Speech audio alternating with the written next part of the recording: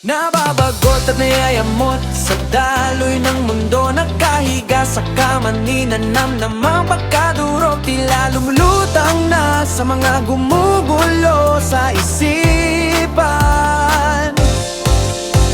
Kahit paulit-ulit na iwinawaglit, hindi naaalis. Ano ba ang nangyayari?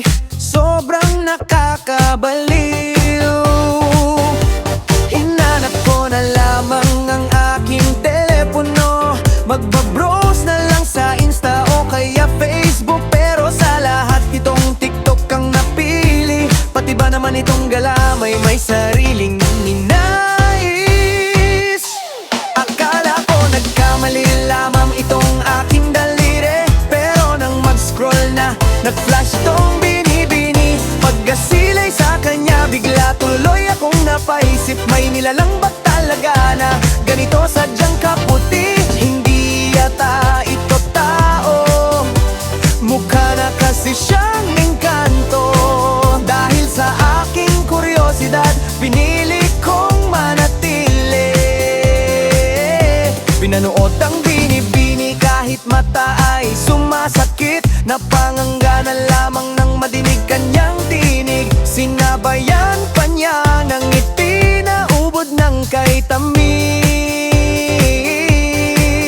Sa paglipas ng mga araw, tuluyan ng sumubaybay. Madilim kong mundo ay nagliwanag ng lubusan. Nangingiti na lamang sa bawat niyang mga hirit. Kakaibang binibini, sa akin ay kiliti na ang hatid.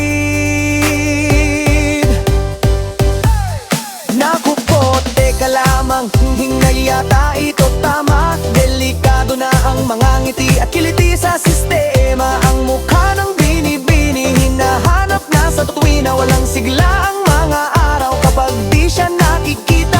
Heto na nga ang sinasabi, nahulog na ng tuluyan. Puso'y di na mapigil, ngalan na niya ang sinisigaw. Mukhang tama nga talaga ang aking sapantaha. Itong nakilalang binibini, hindi nga taong talaga. Sa bakat ang tulad ko'y na-engkanto sa kanya.